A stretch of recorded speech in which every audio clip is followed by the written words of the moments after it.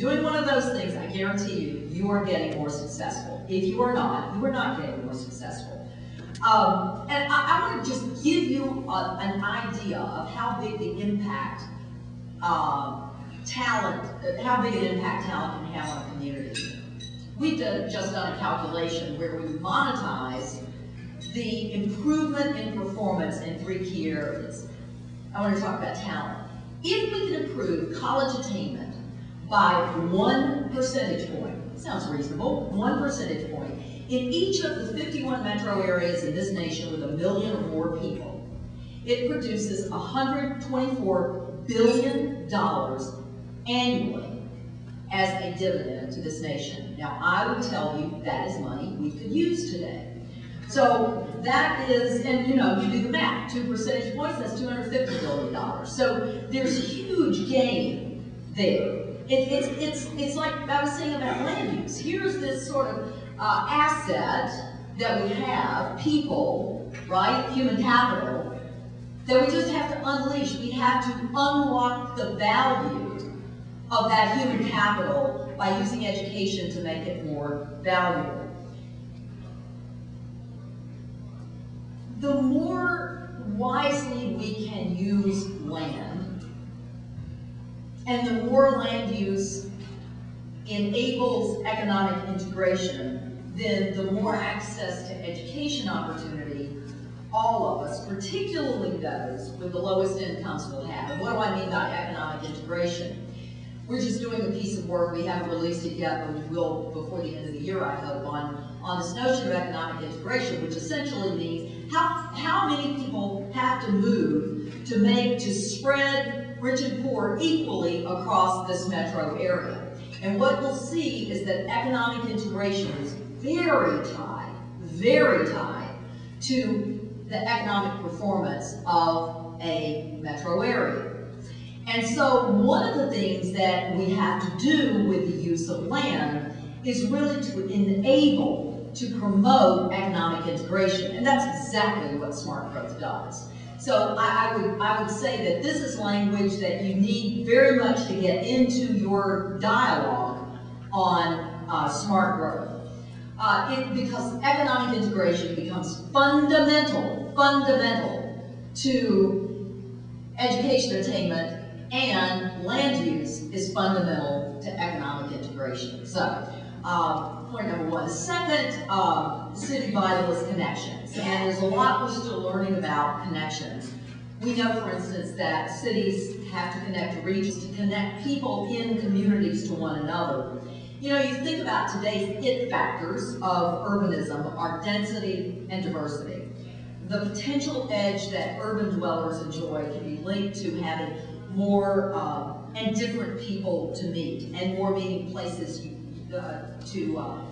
meet in. So anything you can do to enhance that with the design and management of land, then the more value your community is going to have. It's really interesting. If you look at city dwellers, rural dwellers, suburban dwellers, we all have the same number of friends. That's what research shows. We all have the same number of friends. You can only have so many friends. The difference is people who live in cities that are economically integrated have much bigger number of acquaintances, much bigger. And those numbers are like from 500 to 10,000 more acquaintances. It's just because of the density.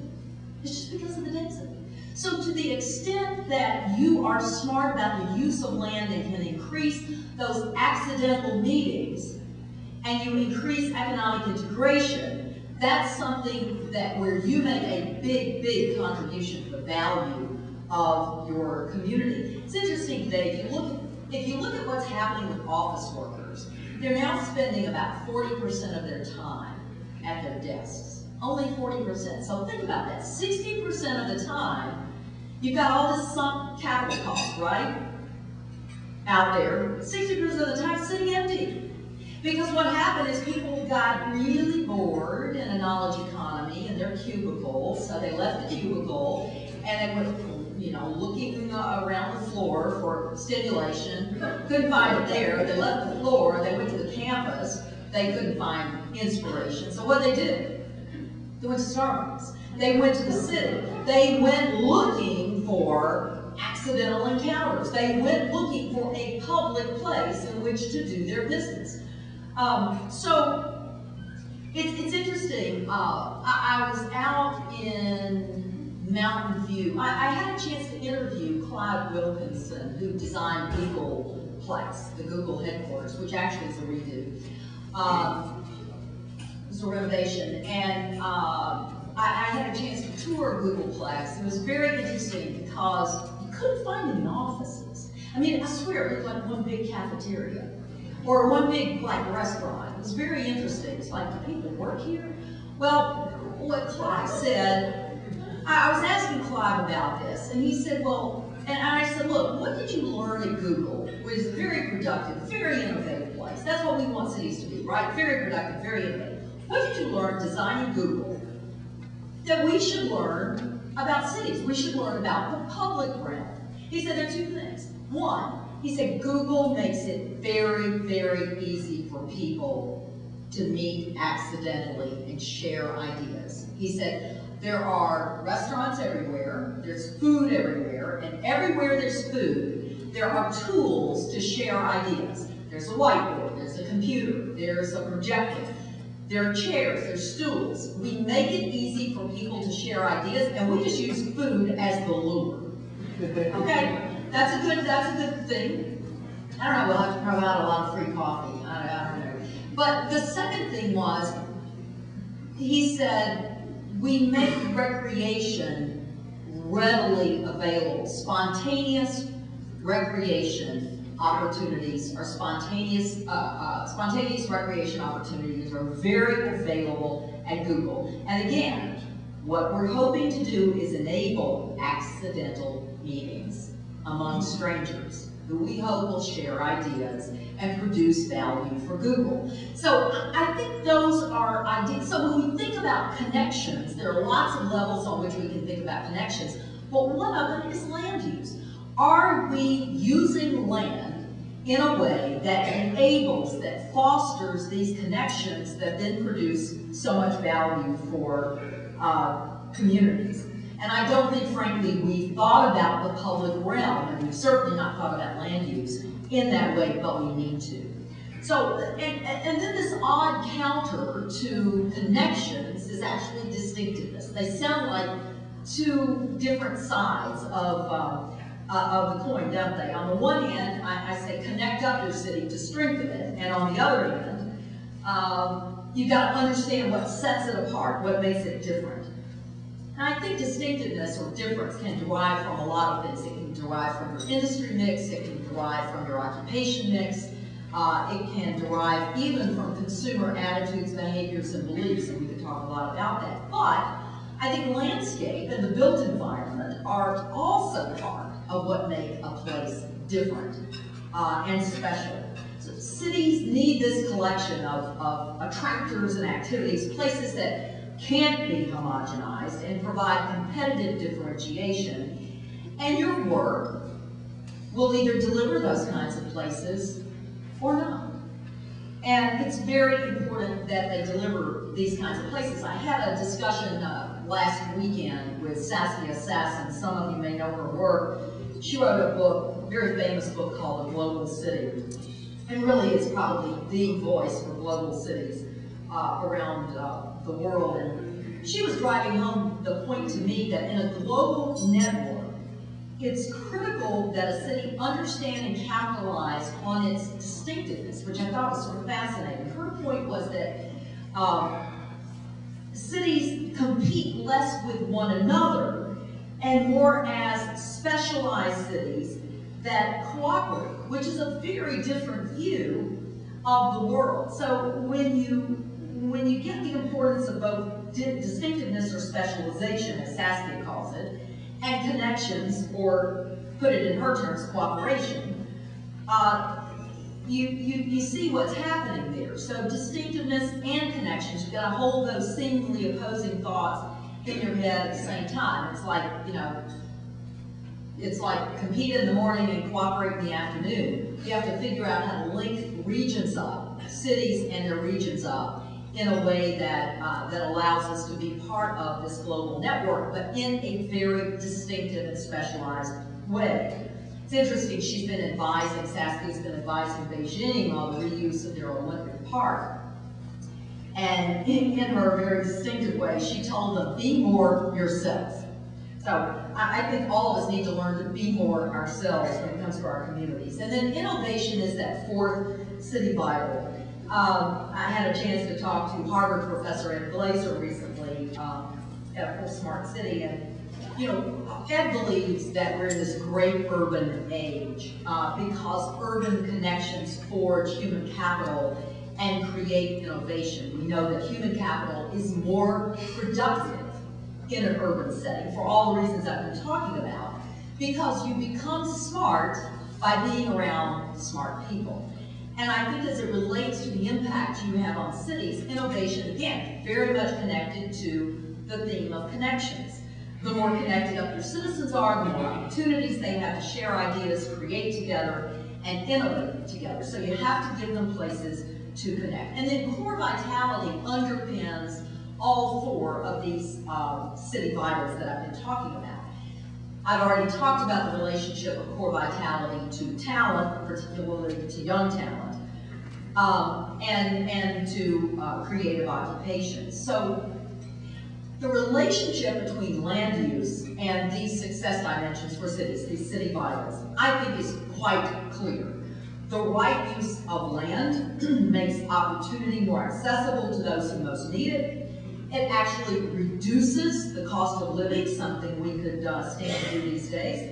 It makes connections easy and natural. Good land use naturally enhances a city's, a community's distinctiveness and attractiveness. It's interesting, if you ask college-educated 25 to 34-year-olds in national surveys, what are the attributes they seek in cities? Number one attribute, clean and attractive. Clean and attractive, very interesting. And it enables, good land use enables the innovation that comes from the accidental meetings and sharing that are the natural product of density. And I think that's one great set of reasons to get land use right. But the other reason is just as powerful. It's the value, the capital that we recapture for our communities and for our nation if we get this right. I want you to consider this. If we can reduce vehicle miles traveled by 1 mile per day, just 1 mile, sounds pretty reasonable, right? 1 mile per day in each of the top 51 metro areas with 1 million or more people, the nation stands to gain $29 billion annually. $29 billion annually. So, and we could take, actually, we could take Connecticut's cities or metro areas and do that calculation so that you would know on a state level what you stand to gain if you could reduce your vehicle miles traveled by 1 mile. 1 mile is so modest, we ought to be able to get that really fast. Then the question is, where do we go from there, right? So at CEOs of Cities, we call that the green dividend. I add that to the talent dividend. I told you about that, the 1 percentage point increase in college attainment. And if you combine it with a third dividend, what we call the opportunity dividend, which is a reduction in poverty by 1 percentage point, the nation recaptures $166 billion every single year. Let me repeat that, $166 billion every single year. That's money, again, we could use. And to the extent that you provide mixed-use, walkable neighborhoods served by transit, you're going to realize a green dividend for your communities. Now, like you, I'm hoping that the next administration will indeed be this agent of change that so many of us are looking for. But I worry that calls for infrastructure are typically followed by 2 words: roads and bridges. So infrastructure is good. Infrastructure is good in that it creates jobs. But I don't know why we can't create as many jobs building transit cars and fixing the bridges we have and fixing the roads we have rather than building anew. I think we have a fork in the road here. We're either going to make a choice to do what we've done and go backwards, or we're going to make a choice right now that we're going to build a next generation economy for a next generation America. And I think it is that clear. So I think one of the things that you have a responsibility to do in these next few months is to advocate for a differentiated approach to infrastructure. Don't let people naturally follow that word with roads and bridges, because we've been laying pavement around this country a lot faster than we've been growing population. We've been purchasing automobiles a lot faster than we've been growing population. And that made sense at one point in our nation's life. It doesn't make sense anymore. And I think we're going to have to be very clear about that. I think the same thing is true, frankly, about regionalism. I know Metro Nation calls, is Mark Monroe still here? He spoke this morning. I know that Brookings has called for a much greater emphasis on regionalism. I think it's how you do regionalism. In concept, it sounds great. If regionalism, in fact, connects cities and their suburbs. But if regionalism is used to cut the city out and assume that the city doesn't matter and will bring down everything else, I think we've got a big problem. We've got a big problem. We're operating in the old paradigm. So these things, as the new administration gets started, I think we've got to be very cautious and very clear about the things that, hey, the devil's in the details. So we've got to be clear about the details that we want. I think all of our cities, all of our communities face really fantastically exciting opportunities and always a few threats. But the opportunities and the threats have a new cast to them. The assumptions have changed, and we need new kinds of leaders to continue remaking our cities. And what's at stake if we don't remake our cities? Well, more than half the world now lives in cities. You've all heard that. In the U.S., we've got 80% of our nation's assets residing in metro areas and the cities that anchor them. So it's really hard to imagine a pathway to a strong America without strong cities. You've got 80% of your assets in the cities and the metro areas they anchor. What's the pathway to a strong America if you ignore 80% of your assets? 80% of, by the way, your tax dollars, your tax revenues nationally. It's interesting, 3 weeks ago I was in South Africa, and it's so funny how the parallels go on. South Africa has a very ambitious rural development program. It has no such commensurate development program for its cities. But where are South Africans moving? To cities. Why are they moving to cities? Because that's where the opportunity lies for them. Same thing, I was in Toronto a couple of weeks ago. Same thing is true in Canada. No ambition for its cities whatsoever, and yet that cities are the drivers of the Canadian economy. So it's almost like you have to work hard to overlook the obvious here.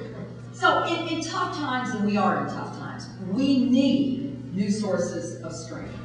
And here we are, you and me, the people with the ability, the people with the mandate, I think, to remake our cities into the sustainable talent engines they can be that offer access to opportunity for everyone.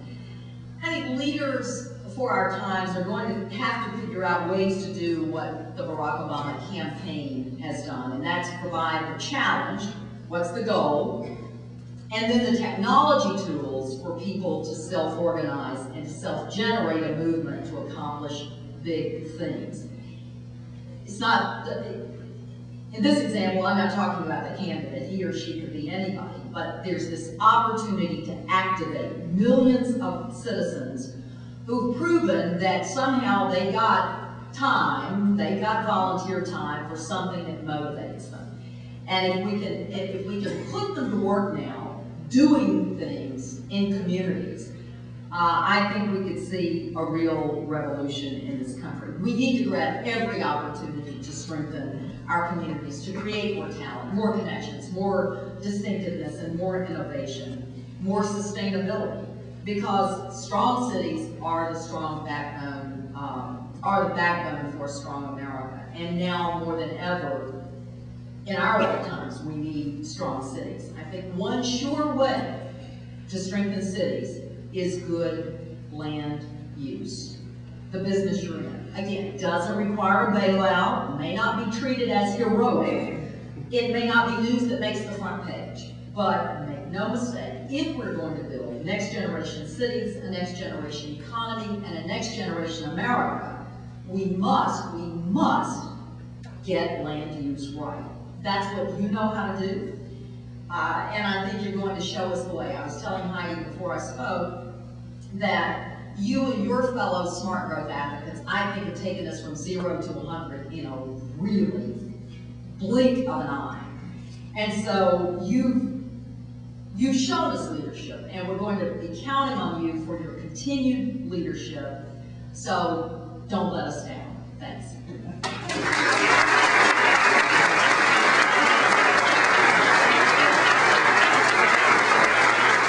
Time for a couple of questions. Question out there. Thunderstruck. Martin. Yes, we've got a problem getting where we want to get to in Connecticut and fulfilling the ideas you have, because we have 169 towns. And each of those towns has a very strong sense of home rule and says that every dollar the residents of the town send to Hartford should come back to their town. Do you have any thoughts on how we can get beyond this and start putting resources into growing the cities back? Well, let me say this. Every single community I visit has the same problem. So I has the same problem. So, you know, I actually take a page from Mayor Daley's book on this, which I think is interesting. We've got an enormous number of municipalities around in Chicagoland, in the metro area. So Mayor Daley decided to get everybody together around just talk about the things they can agree on. Said, let's not deal with the things that we disagree on, let's just deal with the things we can agree on. And in so doing, built the trust and the environment in which to finally tackle some of those things they disagreed on. I think there's, I think a couple of things. There are three things. One, a strong vision helps, so a strong organizing message that sort of, I don't think we can focus a lot on structure. I really don't, because I don't think it gets us anywhere. We're not going to change the structure. I mean, it's out there, and every state, everybody's got the problem. So I would say what you need to do is provide an organizing vision, and then find ways to activate people, like the technology tools that the Obama campaign used, to activate people in a serious way to sort of be able to bridge over those structural boundaries. Hard to do, but I think we've proven we can do it. It's very interesting, again, if you look at the Obama campaign. They basically ignored the Democrat Party. I mean, and built a structure. They didn't try to kill it. They just ignored it and built their own network. So I think there's a lesson in there somewhere. Is there one more quick question? Could you give a few examples of what you regard as successful economic integration? Yes, and interestingly, they're mostly in cities that, again, are fairly compact and fairly well served by transit. There's one that is a surprise to me, Grand Rapids, Michigan. Mid-sized city, Midwestern city in Michigan, which is actually deceptively compact and therefore unserved by transit, actually, but working on it. Also a very conservative community. So it's quite interesting that you will see, that's the biggest surprise on the list, but you'll see a Portland, you'll see a San Francisco. I mean, we've actually measured economic integration. And if you ever want to find, and the study we're doing now, we actually just looked at economic integration. Again, how few people would have to move for your community to be economically integrated, and we've rated them 1 through 50. What we're doing now is we're doing a piece that looks at strategies to get to economic integration. And I'll tell you what, there's not a lot of great material out there. The strategies that are out there kind of work if you're growing and your real estate market is robust, but it's hard as hell if it's not. So, but we will have a study published before the end of the year. You can see it on our website, ceosforcities.org. Once again, would you please help me thank Carol?